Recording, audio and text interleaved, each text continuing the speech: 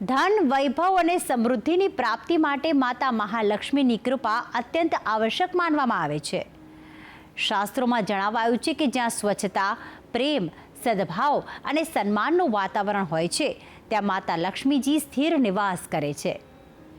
ઘણી વખત મહેનત કરવા છતાં આર્થિક પ્રગતિ નથી થતી, ત્યારે કેટલાક આધ્યાત્મિક ઉપાયો જીવનમાં સકારાત્મક પરિવર્તન લાવી શકે છે. આજે આપણે જાણીશું એવા જ કેટલાક સરળ અને ચમત્કારિક ઉપાયો. આ વિશેનું માર્ગદર્શન આપશે ગુરુજી પ્રફુલભાઈ પંડ્યા. જજાગ્રતો દૂરમુદૈતિ દૈવં તદુસુપ્તસ્ય તથૈવૈતિ દૂરંગમન જ્યોતિખં જ્યોતિરે કંતન મે મનઃ શિવ સંકલ્પમસ્તુ. જય ભગવાન મિત્રો, હું છું પ્રફુલભાઈ પંડ્યા. ભક્તિ સંદેશ કાર્યક્રમની અંદર આપનું સ્વાગત છે. દર્શક મિત્રો, આજનો જે ઉપાય જે છે, આર્થિક લાભ આપશે લક્ષ્મી.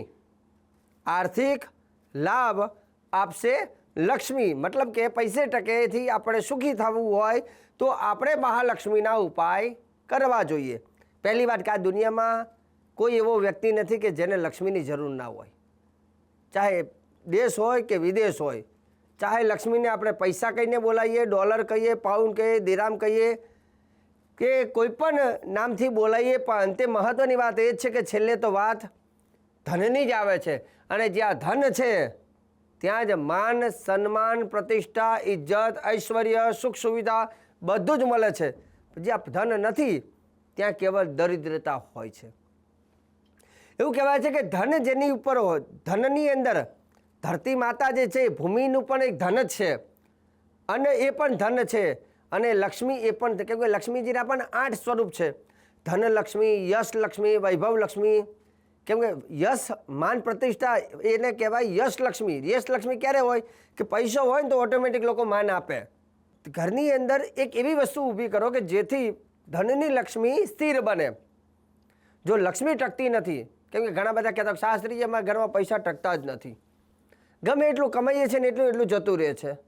જો તમારા ઘરનું વાતાવરણ લક્ષ્મીજીને ગમતું ન હોય તો તરત જતા રહે છે.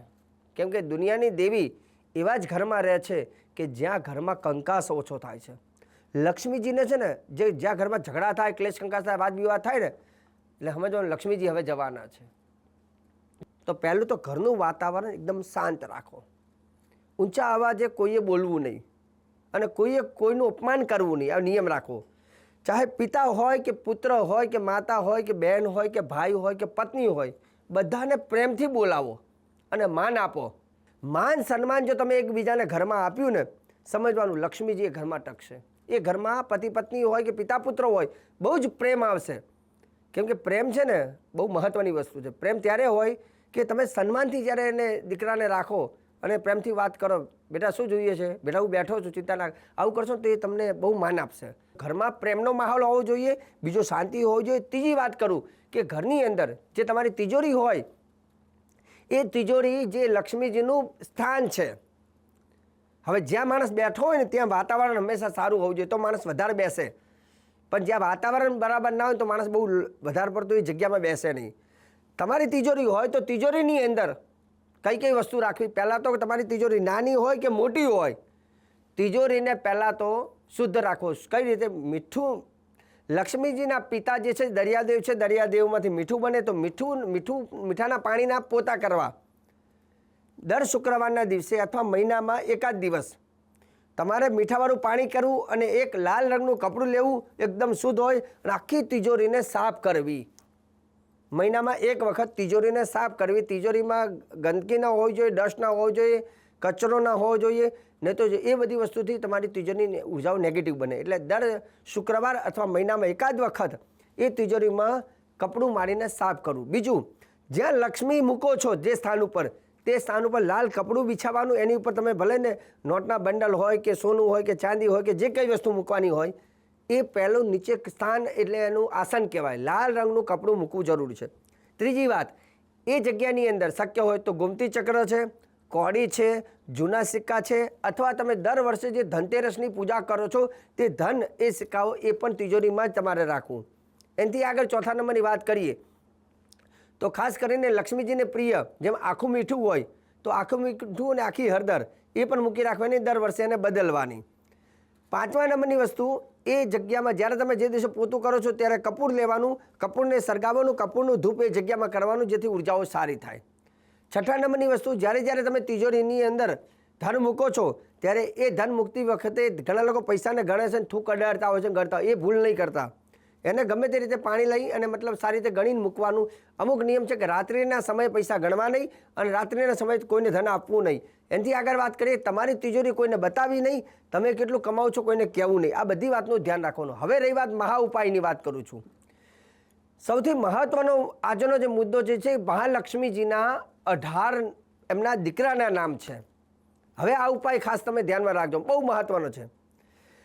એક ભોજપત્ર આવે છે. ભોજપત્ર એટલે કે પહેલાંના જમાનામાં જ્યારે ઋષિમુનિઓ બધા જે લખતા એ કાગળ, જ્યારે ભોજપત્ર કહેવાય છે.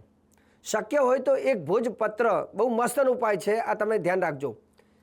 બજારમાં મળી જાય, પૂજા પાવાળાને ત્યાં મળી જાય. ભોજપત્ર લેવાનું અને ભોજપત્રની ઉપર તમારે એક હળદરિયું કંકુ લેવાનું અને એ દાડમ જે હોય, આપણે દાડમનું ફળ, દાડમની ડાળખી લેવાની, એની ઉપર થોડું રૂ ભરાઈ અને એ ભોજપત્ર ઉપર આ 18 નામ તમારે લખવાના છે.